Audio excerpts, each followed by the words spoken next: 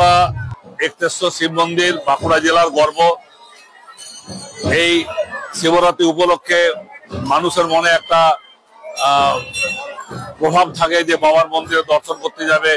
এবং কত ভক্ত তার অনুমান করে আমরা প্রশাসনের সঙ্গে বহুবার মিটিং করেছি এবং আমরা সমস্ত রকম ব্যবস্থা করেছি যাতে লক্ষাধিক ভক্ত সুষ্ঠুভাবে বাবার মন্দিরে সেবা পূজা করতে পারে এবং সমস্ত রকম ভলেন্টিয়ার এবং সমস্ত রকম প্রশাসনিক সাহায্য আমরা পেয়েছি এবং আজকে সুষ্ঠুভাবে পুজো করার সব পরিকল্পনা নেওয়া হয়েছে।